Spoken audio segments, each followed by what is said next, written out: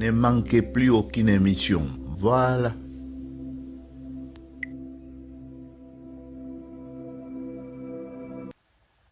Mes salutations à tous. Et merci encore une fois à tous nos fidèles spectateurs, là où vous vous trouvez sur les 5 continents et ailleurs. Nous voici au rendez-vous avec nos vidéos qui nous aident à découvrir qui sommes-nous.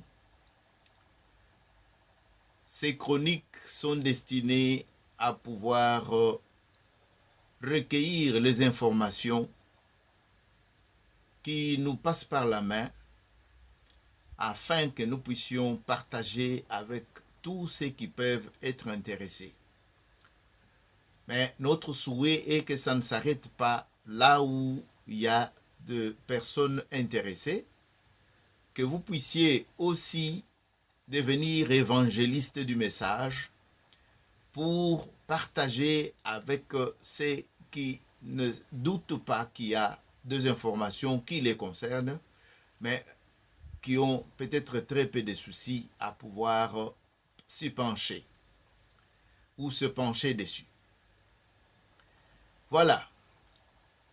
Après ce petit message, nous pouvons dire qu'aujourd'hui, nous vous avons réservé un sujet. Pour ceux qui sont originaires, ils peuvent se frotter les mains. Et pour les autres, nous allons les aider à se situer où se trouve la localisation du sujet ou de personnes concernées ou des territoires concernés et pouvoir décortiquer, analyser et peut-être interpréter, puisque ce n'est pas facile. Je dis ce n'est pas facile, pourquoi? Puisque ceux qui ont rencontré nos ancêtres, ils n'ont pas trouvé des éléments qui pouvaient les aider à avoir de précision. Vous allez vous-même aussi vous en rendre compte. Ils sont aussi arrivés même à déduire de certaines situations pour arriver à pouvoir coucher sur le papier ce qu'ils ont laissé et qui nous donne l'occasion aujourd'hui de nous arrêter sur un sujet comme tel. Sans tarder, je crois que vous avez déjà pris place. J'espère bien que vous allez vous concentrer pour pouvoir bien suivre, puisque c'est un sujet qui va demander à ce que vous puissiez aussi faire par-ci par-là un exercice de compréhension. Je commence par une question. Voilà, notre sujet, c'est sur le mot Louloua.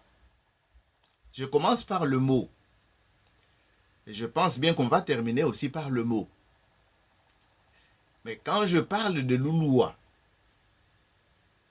je peux vous poser la question. Est-ce que c'est Louloua avec W ou Louloua sans W? Vous avez compris ma question. Peut-être qu'il ne vous est jamais arrivé de poser la question. Mais vous allez trouver qu'il y a autant de documentation et autant d'orthographe de ce mot. Avant que nous puissions nous pencher sur le sens de ce mot et qui porte le nom, qui porte ce nom ici. C'est ça notre sujet. Et je peux d'emblée vous dire, le mot Louloua est devenu aujourd'hui le dialecte de Chiluba. Quand je parle de dialecte de Chiluba, vous pensez directement au grand peuple Luba qui est éparpillé dans plusieurs pays. Je demanderai peut-être à ceux qui sont chercheurs comme tous les autres de pouvoir peut-être s'y pencher pour savoir dans leur déplacement, ils sont restés dans combien de pays avant l'arrivée de l'homme blanc qui a fixé les frontières, qui a délimité les territoires, ce qui n'a pas pu permettre aux personnes et leurs biens de pouvoir se déplacer à leur guise, comme c'était dans le temps avant l'arrivée des Blancs, avec leurs tracés sur le continent ou sur les cartes. Puisque vous vous rappelez bien que le partage de l'Afrique s'est fait à la conférence de Berlin, je ne m'attarderai pas dessus, tout le monde connaît les sujets, et on a tracé les lignes, pas en Afrique sur place, mais ici dans des salles de réunion, de gens qui aiment bien traiter des sujets à des milliers et des milliers de distance sans y avoir peut-être mis le pied. Je viens de parler de l'Ouloua comme dialecte, mais vous savez que la rivière qui coule, qui est aussi localisée dans cette contrée, porte aussi le nom Louloua. Et je vous dirais aussi que ce nom a été le nom de la ville qui est aujourd'hui appelée la ville de Kananga. Autrefois, on connaissait cette ville sous le nom de Louloua-Bourg. De Louloua-Bourg. Et je ne m'arrêterai pas là. Il y a le district. Le district a porté aussi le nom, c'est-à-dire le nom de district de la Louloua. Et à un moment, ça a été province. Province de la Louloua, qu'on a préféré aujourd'hui donner le nom de Kasaï central. Et voilà, vous avez la carte de Kasaï central, vous avez aussi la carte de district, comme je viens de le dire, mais nous allons essayer de savoir, avec les collectes de textes que j'ai ici, qu'est-ce que nous pouvons dégager, qu'est-ce que nous pouvons retenir, absolument retenir. Et si vous êtes Louloua, je crois que ces sujets vous intéressent au plus haut niveau. Puisque peut-être on vous appelle Louloua ou vous êtes Louloua, mais vous ne savez pas comment et quand. Et pourquoi d'ailleurs. Et qu'est-ce que ça signifie. Même moi-même, je n'avais pas ces informations-là. Alors, j'ai dit que j'ai collecté des textes. Je commencerai par le texte d'un frère, Étienne Tshimanga Kutangidiku, Université de Kinshasa. Qu'est-ce que Étienne Tshimanga nous dit dans son texte? Voilà, il nous écrit ceci. L'aventure de la Louloua commence dans le lointain empire Louba. Avec le XVIe siècle, une frange de la population Louba, pour des raisons que nous croyons d'ordre climatique et sociopolitique, prend la décision d'émigrer vers le nord-ouest de l'empire Louba.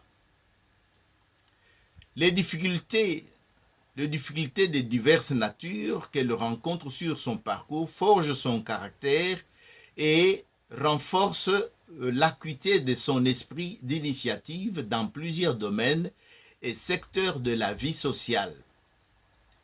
Elle érige une grande nation Louba, qu'on peut appeler aussi ethnie, qui occupe un vaste territoire qui va de la Bushimai et la rivière à la rivière bien sûr, qui va de la Bushimai à la rivière Kasaï à l'extrême nord-ouest de son milieu de migration au Katanga. Dans ce premier paragraphe, nous pouvons déjà retenir que ce peuple Louba est venu du Katanga. Il a trouvé des difficultés de diverses natures. Ça, c'est un problème que nous mettons à part. Mais retenez ces quelques informations. Lulua, c'est un peuple Luba. Et il est venu de Katanga. Continuons avec le texte. Vers la fin du 19e siècle, la cohésion sociale prévalant à l'intérieur de cette grande nation sera mise à rude épreuve avec l'arrivée massive dans sa partie occidentale des lignages Luba de la frange orientale, fuyant les esclavagistes arabisés. Je crois vous en avoir déjà parlé dans d'autres vidéos. Vous comprenez que rude preuve que les Lulua, le peuple qui est appelé Luba, qui est appelé ici Lulua, a été soumis à rude preuve avec l'arrivée massive de ce frère de lignage. Donc, Luba, ici vous pouvez comprendre le peuple Luba qui habitait le Kasaï oriental. C'est pour vous amener la lumière, ne pas vous tirer plus loin. Qui était malmené par les esclavagistes. Je vous ai déjà parlé de Ngongolo Tété et de ce subalterne Lumpungu et Mpanyamutombo, qui avaient trouvé leur champ, leur gibier à aller attraper. Donc ça c'est pour rafraîchir votre mémoire. Les Baluba déjà installés dans la partie occidentale vont offrir à leurs frères fugitifs l'hospitalité digne d'un enfant qui revient au bercail. Vous avez compris. Ce qu'on appelle aujourd'hui les Lulua ont accueilli leurs frères qui étaient pourchassés par les esclavagistes dans l'actuel Kasaï oriental. Et ils ont trouvé la vie sauve chez leurs frères Luba, établis à l'ouest, dans la vallée de la Lulua. C'est ce que vous pouvez retenir ici. Donc, je dirais ceci, les Baluba déjà installés dans la partie occidentale vont offrir à leurs frères fugitifs l'hospitalité digne d'un enfant qui revient au bercail ou qui retrouve les siens. Les Muluba étant chez lui partout à l'intérieur de la grande nation Luba, ce qui explique leur déplacement, puisqu'ils étaient sûrs de trouver sur leur chemin quelque part déjà établi quelques-uns de leurs. Il y en a qui ont dit que ce sont de mauvaises herbes qui poussent partout. Peut-être que ça se vérifie. Donc le Muluba étant chez lui partout à l'intérieur de la grande nation Luba, ceci était sans compter avec l'administration coloniale. Vous comprenez, c'est aux alentours de l'arrivée de l'homme blanc qui avait caché ses ambitions colonialistes d'abord, puisqu'ils sont entrés comme géographes. C'est à cette époque-là que les esclavagistes s'aimaient la rage dans la région. C'était sans compter avec l'administration coloniale, puisque la colonie s'est établie. Et avant, c'était propriété de Léopoldé, étant indépendant du Congo, et après, c'est devenu colonie belge. Celle-ci va déstabiliser la grande nation Luba. Donc, les Occidentaux interviennent ici dans la déstabilisation de la grande nation Luba, en instaurant et en appliquant les politiques de 2 poids, 2 mesures et de diviser pour régner. C'est l'auteur qui le dit, ce n'est pas moi. À la suite de ces politiques, 2 nations distinctes vont surgir et s'empoigner. À la suite de ces politiques, 2 nations distinctes vont surgir et s'empoigner. Lulua et Muluba. Ayant découvert la supercherie du colon, c'est-à-dire à cette époque, de Belges, ces nations vont se mettre ensemble et mener les combats ultimes pour leur survie. Ces nations vont se mettre ensemble et mener les combats ultimes pour leur survie. Ça, c'est la contribution. Vous venez d'entendre, d'après Étienne Chimanga ou notre frère Chimanga, Katangidikou, Université de Kinshasa, le Lulua, le mot Lulua a pris de l'importance après les conflits entre les deux frères, les deux ethnies frères, établis au départ Kasaï oriental et Kasaï occidental. Ceux de Kasaï occidental ayant accueilli ceux de Kasaï oriental, l'homme blanc s'est immiscé et il a pratiqué, comme il en a l'habitude, diviser pour régner, deux poids, deux mesures, c'est-à-dire favoriser les uns, défavoriser les autres. Ça, c'est cet élément ici qui ressort le mot Lulua qui a pris de l'importance à cette époque. Maintenant, nous pouvons passer à l'autre contribution pour votre enrichissement. Cette contribution vient de Van Bulk dans son manuel de linguistique bantou. Et j'attire votre attention ici que le mot bantou, s'il peut se retrouver dans d'autres langues, mais ici c'est le mot pratiquement vocabulaire Luba. Muntu bantou. Ça peut être francisé en écrivant avec OU. Nous allons le voir aussi pour Lulua. Mais le mot est complètement dans la langue, c'est-à-dire tout le monde qui dit bantou, bantou, le peuple bantou, en utilisant ces mots-là, vous utilisez les mots Chuluba. Dans d'autres langues, au Cameroun ou ailleurs, si ça a la même signification, je pense que on va creuser, puisque tous les bantous, où ils se retrouvent, seraient de la même famille. Je pourrais vous parler, à titre d'exemple, on parle de Grand Calais et African Diaz. Aujourd'hui, Kofi Olomide se réclame être de cette école-là.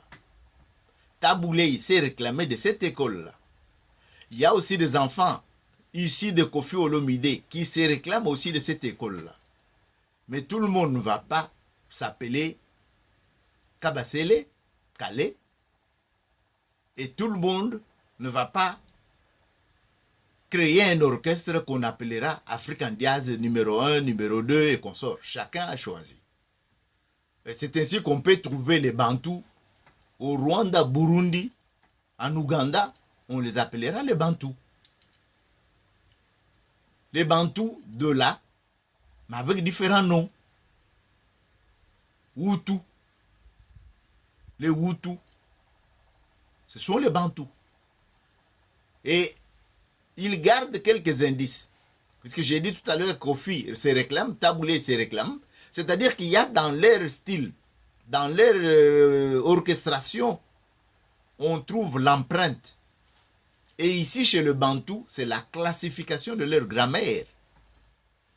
Je ferme la parenthèse, puisqu'on est chez Van Bulk, manuel de linguistique Bantou.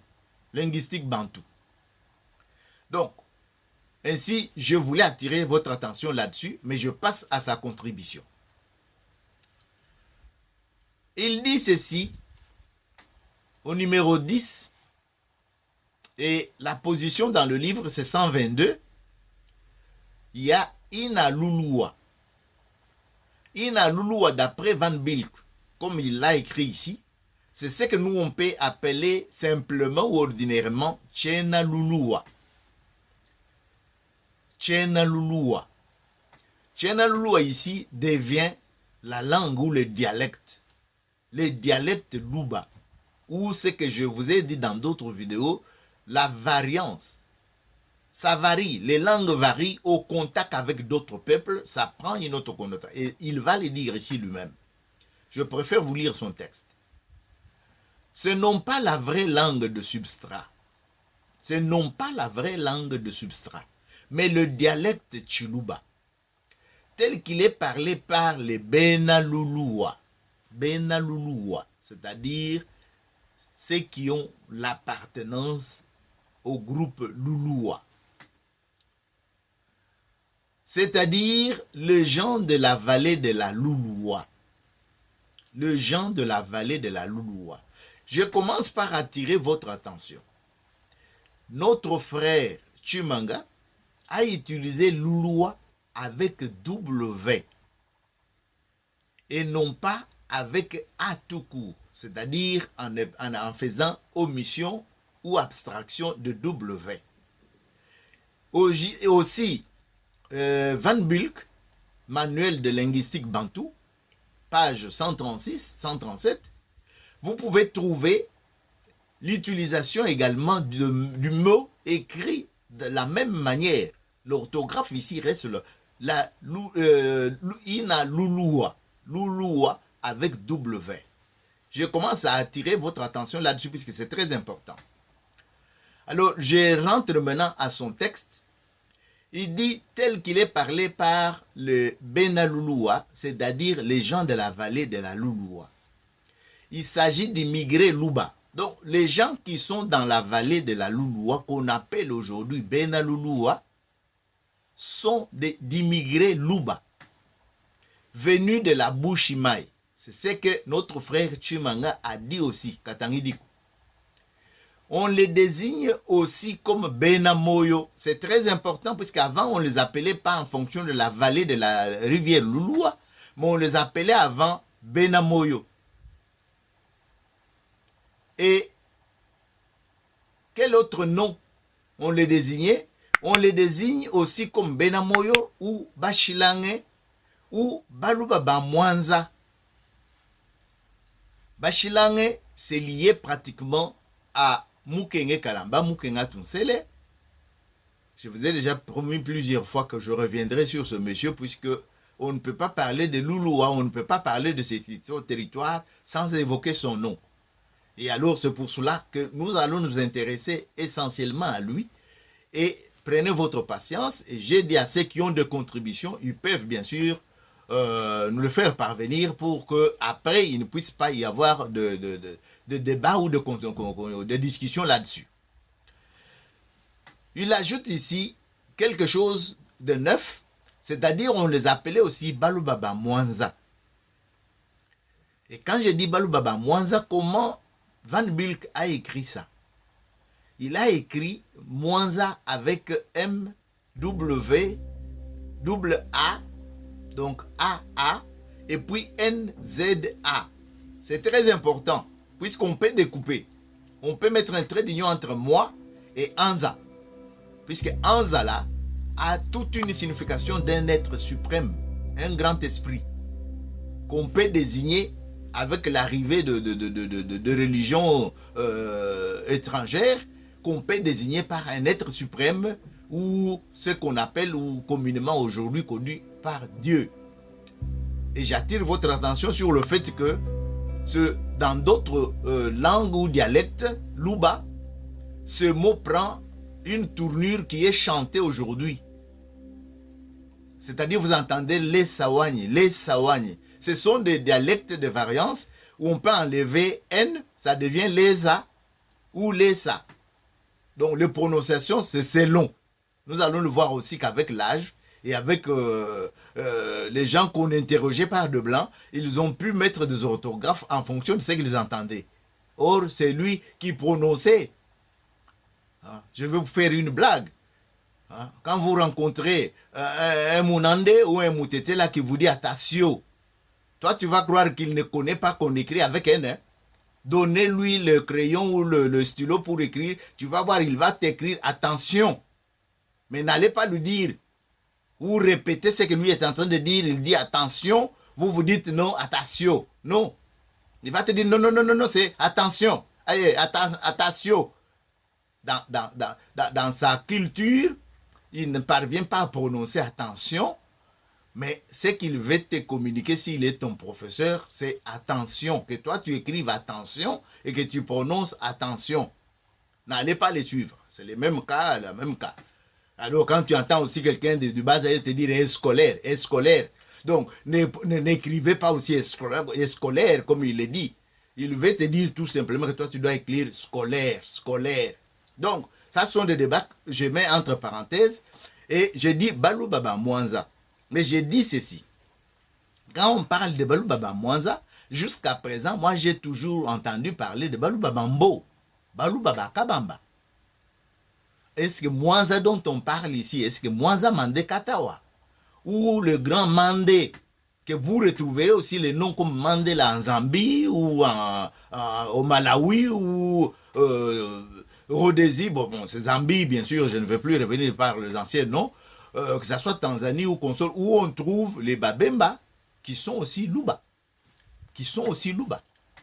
Parce que je vous ai dit dans d'autres vidéos, quand on parle de Luba, les gens voient tout simplement ceux qui sont au Kasaï. Mais au Kasaï, il n'y a pas que les Luba. Je vous ai parlé du palais, disons vallée du Kasaï. Les peuples qui habitent la vallée du Kasaï. Les eaux du Kasaï qui recueillent d'autres ruisseaux et d'autres petites rivières.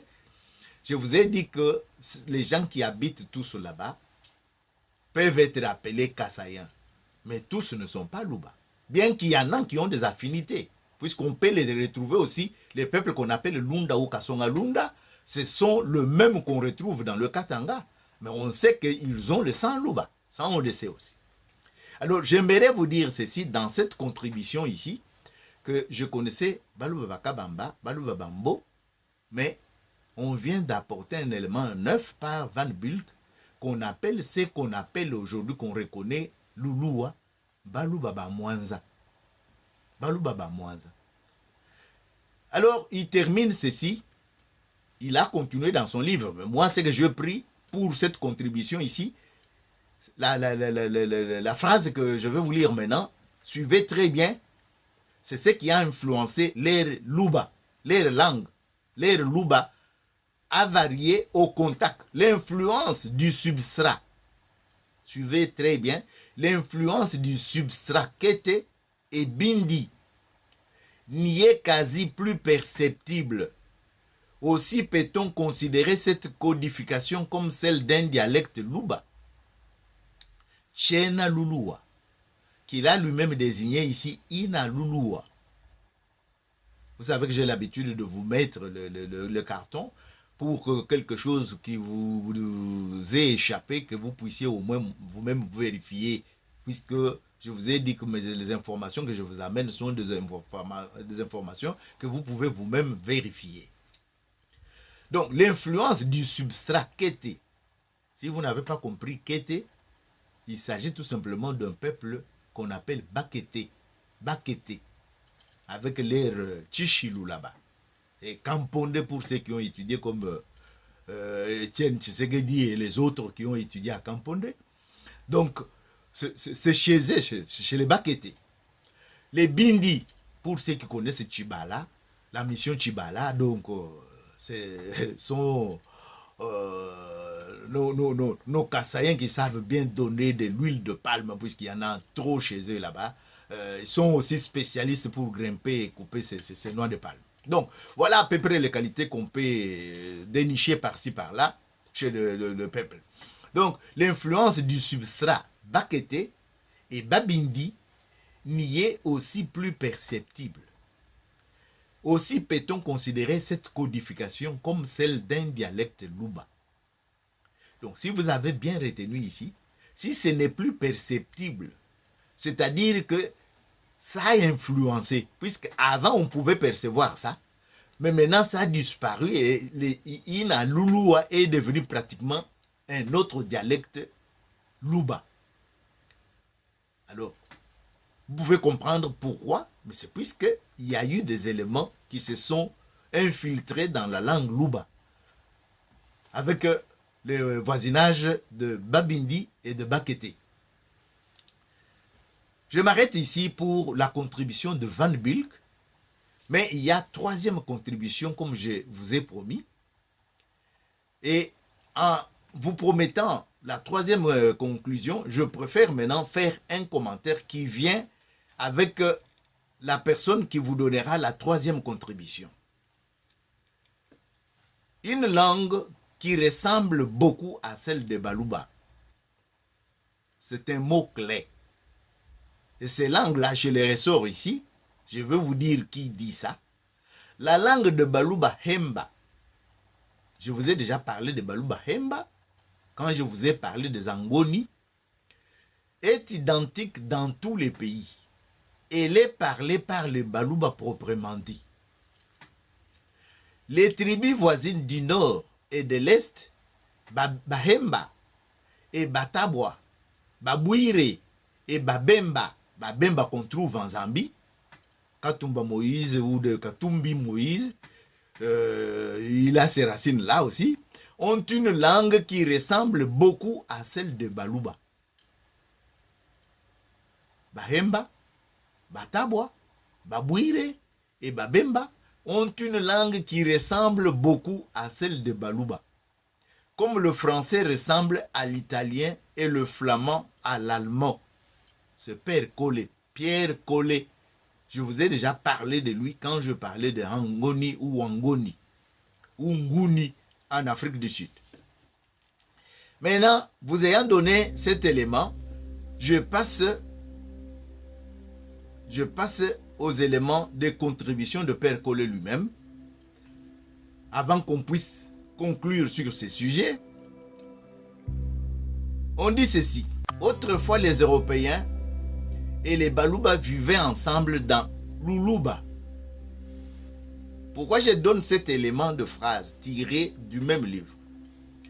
Autrefois les Européens et le Baluba vivaient ensemble dans Luluba. Et il a mis entre parenthèses Urua. Vous trouverez aussi dans les écrits de Stanley. Il écrit aussi Urua. Retenez ça très bien puisque vous allez comprendre dans le développement de mon sujet d'aujourd'hui pourquoi j'ai retenu ces éléments. Ici, c'est le discours du roi prononcé devant les Blancs qui étaient venus chez lui pour la première fois. C'est le roi de Baluba au niveau du Katanga là-bas. Vers le Kamina, le royaume Kingonja et d'autres. Et il prononçait ce discours, peut-être pour flatter le blanc, mais il a utilisé le mot Uluba. Et quand on dit Uluba ici, j'attire votre attention, ce n'est pas différent quand vous parlez aujourd'hui de Uvira. Quand vous parlez de Uvira là, sachez que c'est même origine, vous allez savoir pourquoi. Mais retenez ce que je viens de vous signaler tout à l'heure. Donc, j'ai dit que c'est un extrait du roi accueillant les Blancs chez lui qui nous a donné cet élément ici. Donc, passons à la contribution suivante. Ici, nous allons faire un exercice d'étymologie ou de linguistique, si vous pouvez le permettre. C'est-à-dire, quand on parle de Uluba, et il a mis entre parenthèses Urua, vous comprenez bien que ce qu'il a mis Uluba, il y a quelque chose qui a permuté. Je vous ai déjà parlé de permutation. Ici, si vous remarquez bien, Uluba, il y a ou bien U, L, U, B, et puis A. Mais ce qu'il a mis entre parenthèses, il dit Urua. Vous retrouvez le U, mais le L a été remplacé par R. Vous trouvez également le deuxième U, mais B a été remplacé par W. Et évidemment, ça se termine par le A. Urua, Uluba. Alors, le père Collet dit ceci. Les indigènes appellent la contrée qu'ils habitent Buluba. J'attire également votre attention ici puisque vous avez déjà dégusté ma vidéo sur Bushi, Bashi. Quand on dit Buluba, les Bashi vous disent leur contrée, leur mabélé, leur terre s'appelle Bushi. Et quand je dis l'air Mabélé, l'air terre, dans la langue de ce groupe ici, Luba, l'air terre s'appelle, il désigne ça par Bouloba. Bouloba. Bouloba, Boabaluba. Boulouba. Boulouba. Bouloba, Boabaluba. Boulouba. Retenez ces éléments, ça va vous aider à comprendre la signification du mot Louloua. Le père dit ceci, ce qu'il dit Boulouba, c'est un mot abstrait. Et il dit ceci, le BU se prononce OU. Alors là, vous avez compris pourquoi on dit Oulouba, pourquoi on dit Oulundi, Oulindi, pourquoi on dit Urundi, pourquoi on dit Uvira. Donc, nous pouvons continuer avec les exercices. Alors, il dit Bou se prononce U ou bien OU par les arabisés. Ah, on parle d'arabisé. C'est que l'influence Ouluba, Urundi, ou Uvira, cette influence, ou Ulindi, cette influence est venue des Arabes, puisque c'est les arabisés qui disent ou, au lieu de dire bou. Ce sont les arabisés qui disent ou, au lieu de dire bou. Et c'est comme ça que, comme c'est eux qui étaient en contact avec le blanc qui descendait à Zanzibar, alors le nom que le blanc ont répandu partout dans leurs livres à cette époque, c'est avec cette orthographe ici. Donc ne vous étonnez pas de trouver Uvira qui résiste jusqu'aujourd'hui. Ou Bemba qui ne résiste plus. On dit tout simplement Babemba aujourd'hui. Mais quand on dit Babemba, on dira Moubemba. Vous comprenez que c'est toujours le Luba et le langue bantou comme on dit. Maintenant, vous avez compris, l'intervention arabe est signalée ici. L'intervention arabe est signalée ici, ce qui fait que beaucoup de noms des lieux en ce moment-ci portaient la lettre ou tout simplement. Et aujourd'hui, par exemple, pour le Urundi, Rwanda ou Urundi, on a corrigé ce Burundi, comme Boulouba, comme Bushi, comme Boubemba, comme Boutabwa, ou quelque chose comme ça. On peut continuer avec cet exercice si on est sur cette diapason ici. Et la permutation de L et R, d'autre part, aisément, dans ces langues nègres, LU devient ROU. L et R permettant, aisément dans ces langues nègres, LU, lui il préfère ajouter le mot nègre, mais c'est leur coutume à cette époque-là. Tous les blancs préféraient mettre nègre et consort. Ça ne vient pas de moi, c'est un extrait que je vous dis. Donc, L et R permettant, aisément dans ces langues nègres, LU devient RU, RU, RUA. Enfin, B, équivalent à A, B, équivalent à W. Au lieu du Boulouba indigène, nous obtenons Urua. Donc, vous avez compris, quand on dit Boulouba, on dit Bushi. Donc, on pouvait dire Ushi pour les arabisés. Donc, vous avez compris que quand on dit Boulouba, et si vous trouvez quelque part chez Stanley ou Livingstone, ils ont écrit Urua, retenez tout simplement que ça veut dire tout simplement, en permettant les lettres, les deux lettres donc, L et R, vous trouvez tout simplement Boulouba ou Balouba.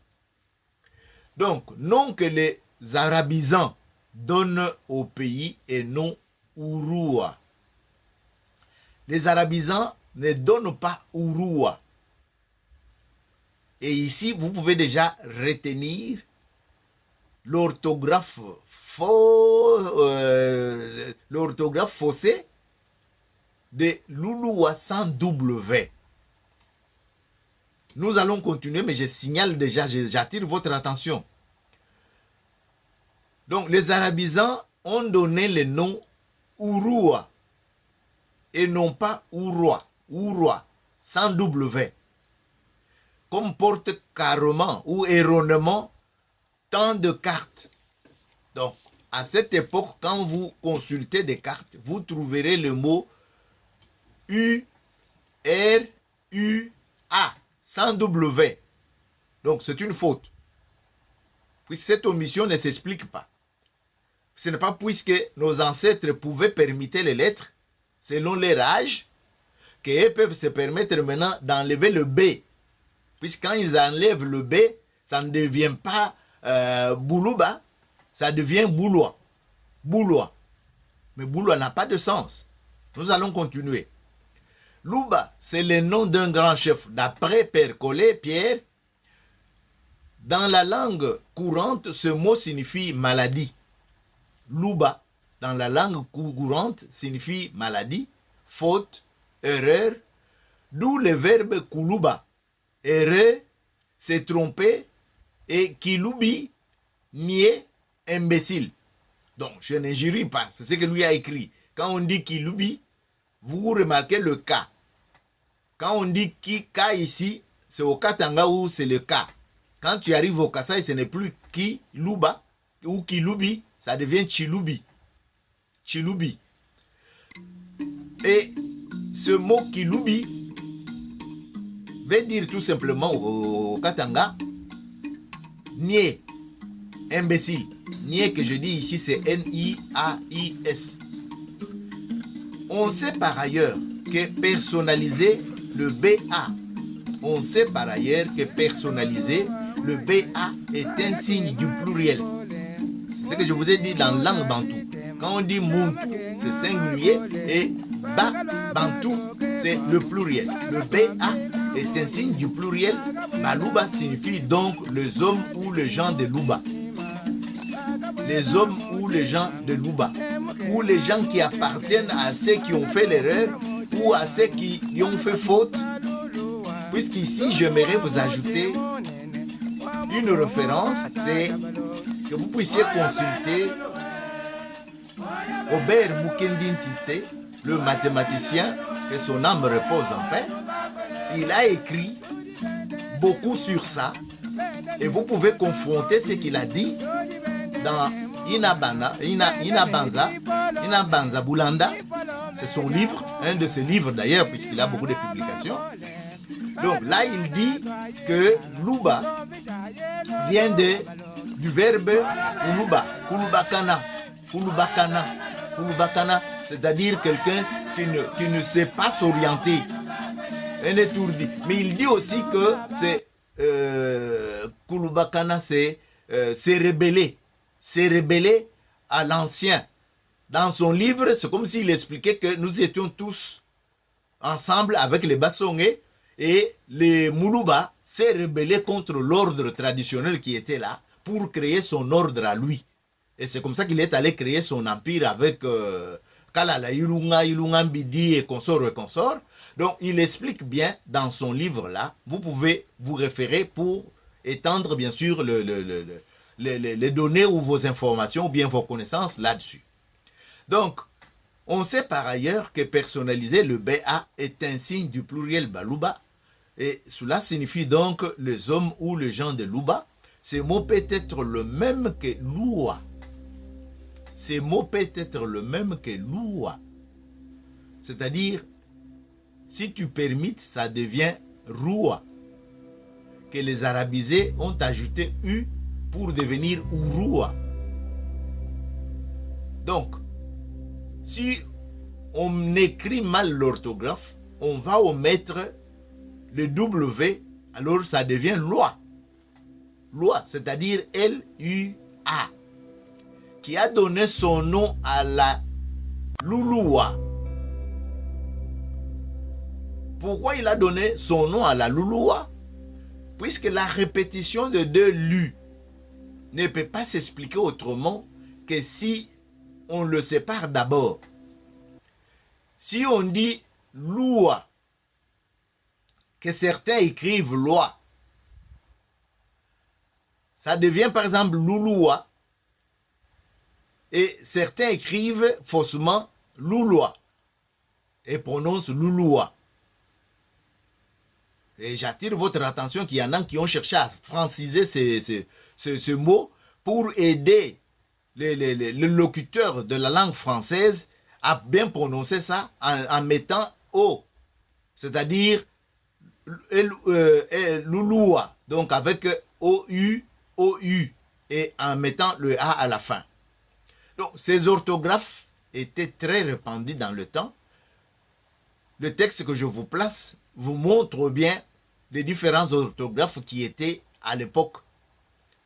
Donc, mais ici, nous approchons de la fin de notre sujet en vous indiquant le mot louloua ne pas avoir le sens que si le premier lu est détaché. S'il est détaché, qu'est-ce qu'il signifie? Puisque nous avons compris que loua ici, c'est tout simplement louba. On n'a pas permité L, mais on a permité B. Donc, L est resté à sa place, lou. Mais au lieu de dire louba, on a remplacé B par V, W. C'est ce que je vous ai indiqué au départ de cette contribution. Alors, si nous détachons le premier lu ou le premier loup, qu'est-ce que ça signifie? Nous rentrons alors au Katanga. Et quand nous rentrons au Katanga, nous allons trouver que là-bas, il faut ajouter au premier lu là, on a abandonné la lettre I. On a abandonné la lettre I. Et dès que tu remets cette lettre I, au Katanga là-bas, il y en a qui appellent encore le mot rivière, qui appelle rivière lui. Comme lui de français là. Lui. L-U-I. Là-bas, c'est tout simplement la rivière.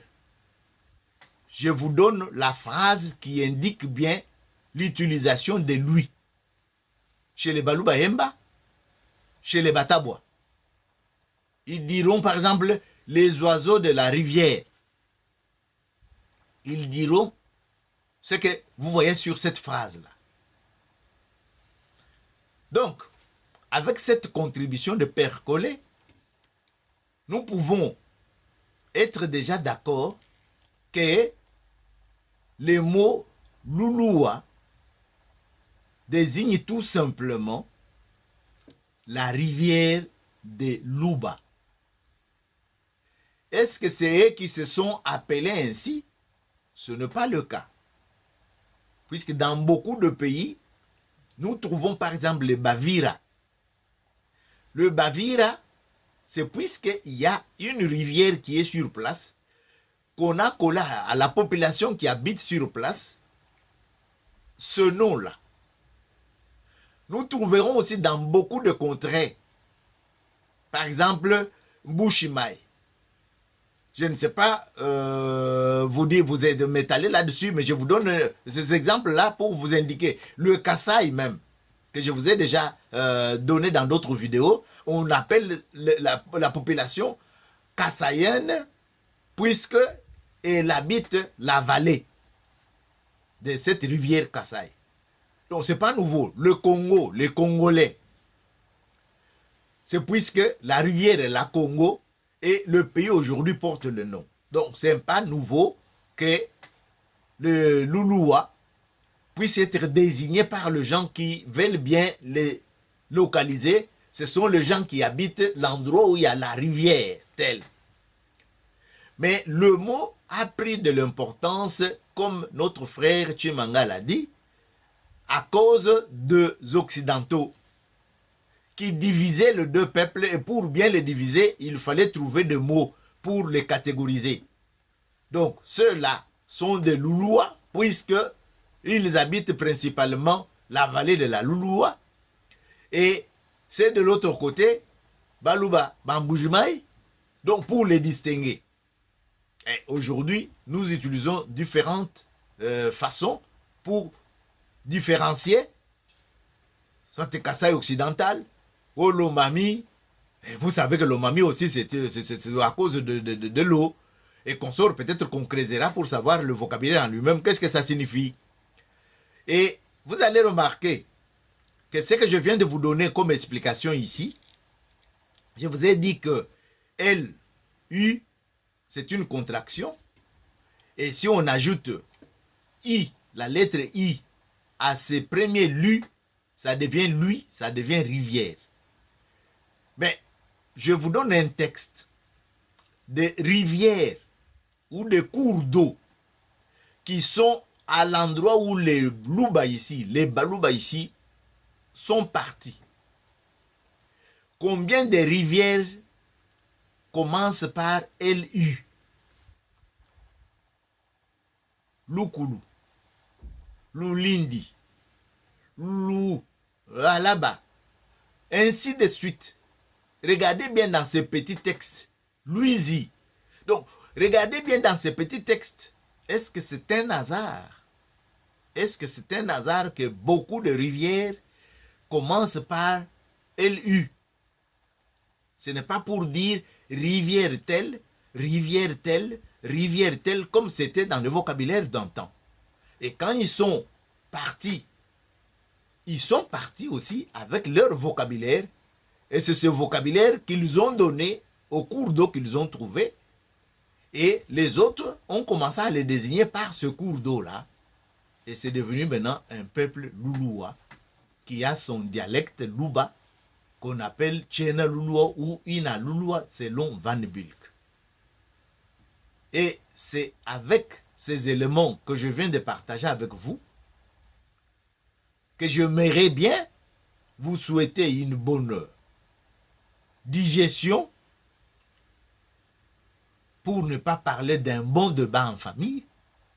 Pour ceux qui sont originaires, ils ont maintenant de la matière qu'ils peuvent apporter à leur progéniture ou à leurs enfants ou à leurs descendants. Et je crois pour ma part que j'ai fait mon devoir de vous apporter les éléments. Ça ne vient pas de moi, mais j'ai analysé avec vous en fonction des textes que j'ai réunis.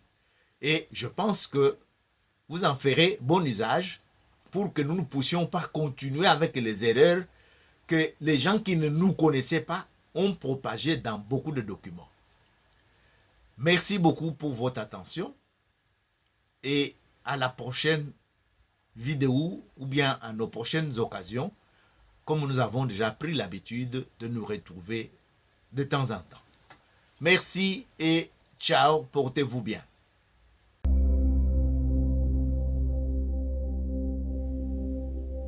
Ne manquez plus aucune émission. Voilà.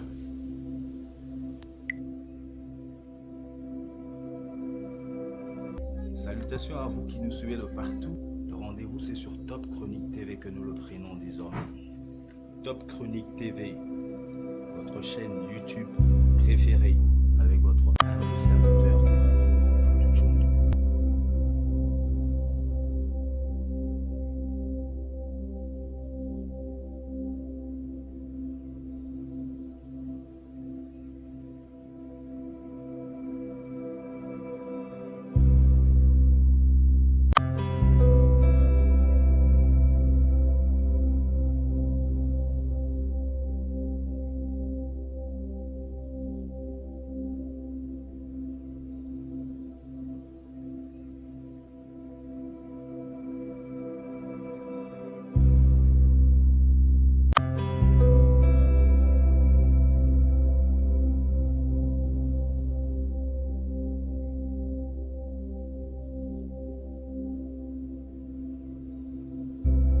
Top Chronique TV, votre chaîne préférée.